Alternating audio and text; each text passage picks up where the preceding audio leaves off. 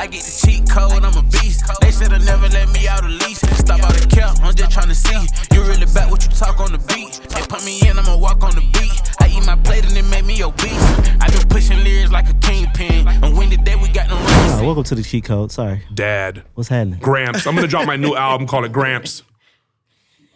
I mean, let's take it right there. Let's talk about artist names. Names of artists. We were just talking about Unc and Few. And Right. your My question was- is, and you guys are going to watch the cheat code after you've liked, commented, and subscribed, and shared this actual podcast. I want you to drop in the comments. How do you feel about artists like? I would respect Lil Wayne going from Lil Wayne to just Wayne. I can understand Young the Jeezy to Jeezy. morph. Yeah, Young I Jeezy wouldn't dropped the Young expect off. himself going, old Snoop Dogg to old Snoop. Jeezy or Uncle Jeezy, right? But isn't that what, in essence, what they've done with the new name Unc and Few? Is that Unc is already in the urban community. Unc, when you you jump all the out, hell. you dad or you Unc. Hey, Dad, what's up, Dad? Whenever you see an old man, it's come here, Dad. Check this out, Dad. Dad tripping. Look at what Dad over there doing. Look at Mom's tripping. Yeah. And whenever you see somebody that is not an OG, but they're older, it's hey Unc, come here, Unc. Let me talk to you, Unc. Let me talk to you, Unc. So Unc is an unofficial term of endearment for an older head, for an older person, a more mature person. So these guys, the Migos, are still, I don't give a fuck what they call themselves. They're still the Migos. The Migos are still part of the young culture. And one of them has now embraced the name Unc. I'm just curious how that's going to translate to the fans. Is it going to be on automatic disconnect? Or is that going to build? Because fans, the packaging of it is a lot. Okay, so let me say this. I think that they already have fans. So therefore, it's just a name change. I would see if like this was after the first album and they still have promo tours and all that, but they already have their own individual fans and fans together. Offset's doing Offset stuff. Offset has his own fans. I don't know. Offset at one time was in jail when the group was out. Correct. Then he was the one doing the most features, doing features for Yeah. all the independent artists. Then they all did solo albums. Quavo's came out with the First. Cactus Jack and Cactus everything Jack. else, right? Yep. So they tried the individual thing and then they came back and did the group thing collectively again. So they have a fan base collectively. And then they tried the individual, separate themselves and see what they had individually and then Correct. came back and formed like Voltron again. Now that there's only 2 out of the 3 and they've changed their name, are they looking for a new fan base? No. I think the fans need to make a decision. Nobody's following Unc and Few on Apple Music. They're following the Migos. They have the notification set on for the Migos, so when the Migos music drops, they get a notification. Right. Unc and Few have to be rebranded. Correct. Right. And It's Unc like and starting Few over. is not Quavo and Takeoff, it's Unc and Few that are now Quavo and Takeoff. Because Quavo and Takeoff are members of the Migos. Cool. Maybe it's confusing, bro, but imagine how the customer feels that we're Correct. expecting to buy this shit. But the customer, But if you're a fan, you know. A that's what fan I'm of saying. who? The fan knows that they have Of the an Migos. issue within each other. So then as a fan, how do you feel about the breakup? They haven't discussed it. Boom. That's the point. The breakup is I got to choose. Okay, I could tell that these guys are not talking to this person. The people who are on Offset sides are going to go with Offset. The people who are with Unc and Few are going to stay with Unc and Few because they're still on QC. Do they care about the fans then if they're not talking to the people about these moves? Isn't the whole point, we talked on an episode recently about becoming a star, isn't the whole point, and you mentioned having a fan base is part of a star. So having a fan base, don't you feel you should be talking to your fan base and engaging with them or getting feedback from them, how they feel about it? Or do you agree. not care? Like, at this point, we're established, we're getting millions of streams. We're Fuck y'all, y'all millionaires. can give what we want and y'all like it or not. I think that's kind of the attitude. Like if you're an artist, you lead and fans follow. I don't think you change your life as an artist to please your fans. Do you? I don't know, I'm asking. Or do you just live your life and hope the fans follow you? That's a good question because I never thought of it that way. I just was like, as a fan, you know that they have some issues going on and maybe that they're going to get back together. Maybe there's hope that they'll get back together and drop an album together. But here's what I'm saying. As a fan with an artist, it's more like, and in a twisted way, it's like a friendship. I may not know this person, but this person makes music that speaks to me. This person makes music that talks to me. I like this Right. person. So when I'm on social media and this person makes a funny post, man, my friend is tripping, man. I love it. I share it. Oh, my friend is selling something. I'm going to buy it. But if my friend is going through a breakup and they don't tell me about it and I see my friend crying, I'm going to feel slighted because, damn, bro, you didn't trust me enough to tell me? So it's cool to get me to buy your shit. It's cool to get me to pay $100 to come see you perform. It's cool to get me to buy a subscription to stream. It's cool to do all of that. But when I'm asking questions about what's going on with what we're presenting to the world, I'm waiting on your next album. Why aren't you talking to me about it? Hey, man, you mean one of the members of my favorite group isn't a member no more? Why not? What happened? Maybe it's going to be in the next project. And we got to remember, too, it's 3 Migos, and they shared a fan base. And then within that fan base, people have their favorites. Like if you like a group, any type of group, you have a favorite. You have a favorite in the group, and that's just how it is. What was the biggest Migo record that broke them off? Bad and Bougie. Who wasn't on Bad and Bougie?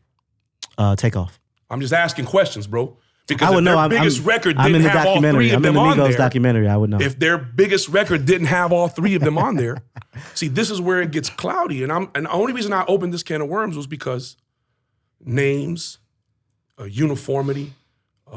Lately I've been having that problem a lot where a lot of artists are wanting to change their names entirely. And then are wanting to change all their names on their whole entire catalog or have pieces of the catalog. Lotto removed. changed her name, remember? Like there's a Mulatto whole to bunch Lotto. of that going on right now in the music industry because people are starting to be like, you know what? I can't fix that shit, so I'm just gonna start from scratch with everything that I know. And that's actually the wrong thing to do. Because once you release music, it's up and it's out. You fucked up, then you fix it. You don't get to walk away and start over, motherfucker. That's not how this works. That's how we got to the point of where we're at now. Right. To where you're gonna release music, but you didn't realize that when you released it on DistroKid, it created that one link for you. Now you done dropped 4 or 5 albums. Your shit is feeding on a whole nother profile. There's no Shazam connection to it. There's no tour dates popping up. It's just a nightmare. Right. And then you wanna take that and say, hey, fucking Russell Simmons, give me $5 million for it. Right. Bitch! You had something, Wendy? No. I got nothing. I think when you have... I don't care. Change your name to whatever the fuck you want. But I think when you have a machine behind you, they help you do this because it's a staff. Because Lotto changed her name from Mulatto to Lotto, and it was to Big changed, Lotto and then to Lotto. to Big right? Lotto to Lotto, and it was yeah. changed on all DSPs. It was tagged appropriately on all DSPs. Everything was done because it's a staff, and she's this mega budding superstar. But yeah, I think for a newer artist, it would be a little bit more difficult to do that. It changed on her ascension. It didn't Correct. change like, on her 10th album. Cool. Yeah. She didn't drop the record I'm with guessing- Mariah, and then y'all wanted to change the name after Right. the fact. The record with Mariah came after Right. she changed it to Lotto, which is And cool. that happens a lot with Trademark. It happened with Common Sense from back in the day. He had to change it to Wow, Common. I remember that. Biggie Smalls became Notorious B.I.G. Soulja Boy became Soulja Boy. Tell him. Yeah. Yeah. I No remember Limit Clothing never released, and that's why it became Percy Miller. P. Miller Clothing. that. Ferrari Simmons became Rari. Exactly. It happens. So if you trademark when you're supposed to, which is right up front, you don't have these problems, but not everybody can afford to do that. Not everybody knows to do that. So you deal with shit as it comes along. But when you're a super group and you have 3 solo artists that come together and you're gonna offshoot with your names, I think that the fact that we're doing a whole episode on the fact that they changed their names Well, no, because is what it's they the business want. side. But hear me out.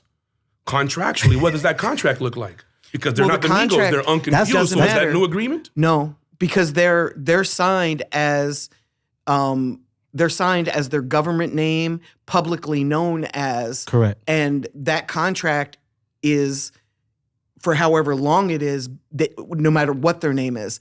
And now it includes symbols thanks to Prince. Because remember, Prince changed his name to a symbol Correct. to get out of his record deal. Well, now Correct. you can't even, it's whoever you are, whatever you embody, you're signed to that label. I think that's important because a lot of these guys sign contracts that they don't know how to get out of or try to weasel their way by getting out of them and changing names and doing all kinds of It doesn't other work. stuff. You can't And do I that. think it's super important because while you're trying to build a fan base, you're also trying to establish ownership.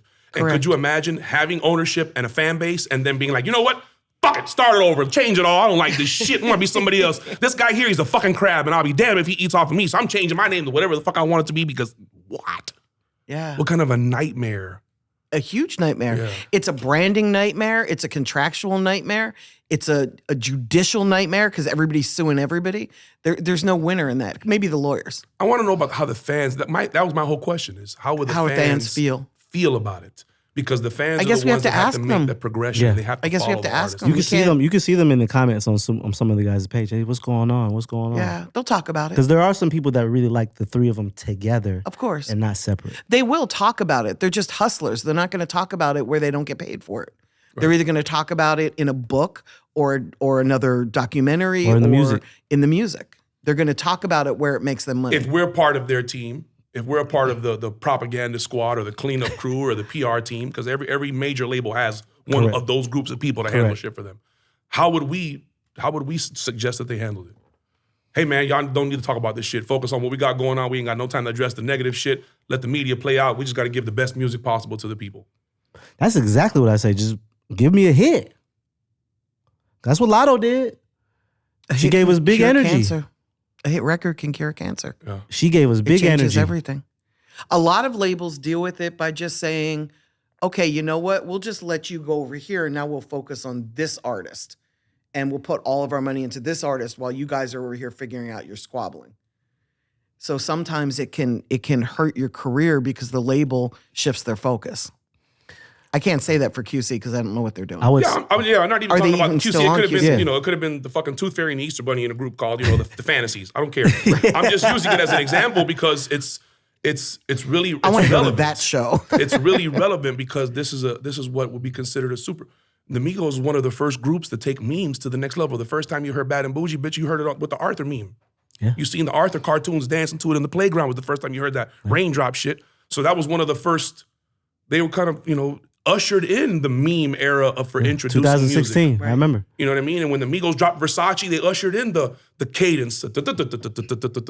So these guys have been influential, not only for the city of Atlanta, but for hip hop culture as a whole. Correct. I'll even take it further and say a whole portion of the country hated them when they For a came long out and said hip hop is dead Yeah. and refused to accept them. So they succeeded in the face of an entire region saying fuck you. And that's big. That's the first time I've ever seen that. And still in hip-hop. influenced and still had the Yes. support of the Drakes and some of these other guys Yes. and still were And able the to transcend. fans. Okay. The fans were like, no, we like them. We don't care. So now that you have that fandom, you're not going to explain to them what's going on and you're going to completely eradicate No, I think that? they will. I But hope they'll so. I think do they it- will. They'll I do hope it so. in their time. And it also helps that they're filthy rich and they're not on the ascension of their career. They're well-established names and brands. Yeah. I think, yeah. I think for the sake of the people, for the sake of music culture, I think, once you have a fan base, I think you're obligated to talk to your fan base. And you don't have to explain shit to nobody because you're your own grown person. But I think communicating with your fan base and preparing them for, whatever changes you may be going through is a good idea. Okay. I feel you. Dear Cheat Code, is there ever a point where a rapper or artist says it's okay, this isn't working, and try something else? Is that the same as giving up? Trinidad James, no, he's fucking been successful at it. It's a lot of work that goes into delivering a hit record, bro. And then to deliver another one on top of that one, and then one after that one, and one after that one. Some people may not feel like it's worth the fucking hassle. Look at Remy Ma. It's Remy a lot Ma's of got a work. fucking battle league now. Like, fuck dropping a record. Bitch, I'm gonna host a battle league. Like, there's money there. So, Riding 30. Chameleonaire's doing jingles for fucking, he's a salesperson now for CarMax.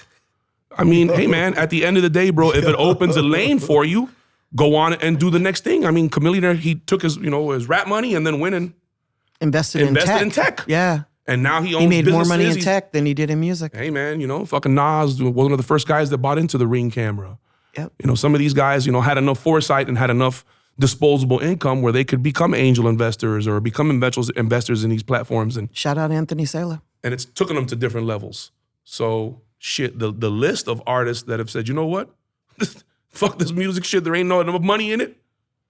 That's a big long. list. It's a long list. I think a lot of people also come into music as a stepping stone. Like their goal is to act. David Banner's goal was always to act. Will Smith. Will Smith, I think that hip hop is amazing, but it's okay if you want to grow and transcend into something else. I think that's great.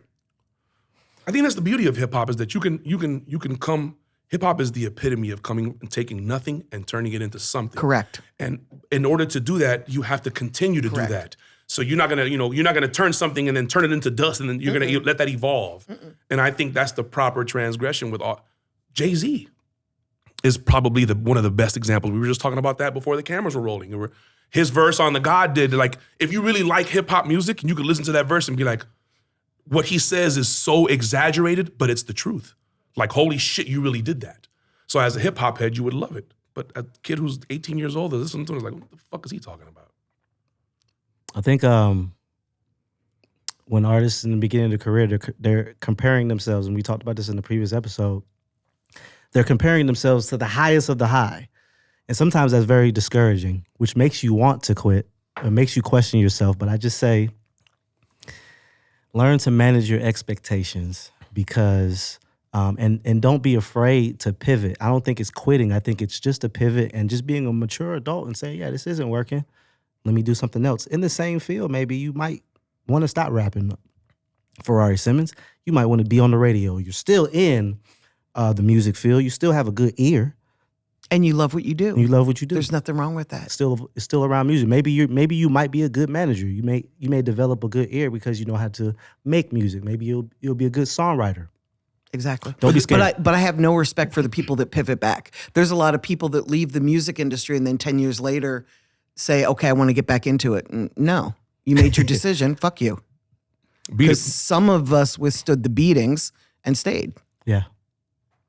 I love your shirt, by the way. Oh, thank you. I love the Minions. So do I. I love, the whole love concept behind them. The Minions are like, the Minions in a perfect world would be exactly what you want. Yes. A bunch of motherfuckers that are about you, that'll do whatever it takes to make sure you get to where you got to go. And that's what your fan base is. Yes. That's really what a Minion is. A Minion is like a gangsters. mini version of you, like your minions, your cronies. That's what you want. You want a whole bunch of minions. And you know what? When you're building an army, when you're building a fan base, as crazy as this may sound, bro, implement that. Yeah. This guy went and he found people that want to help him build something where he is going to be great. Yes.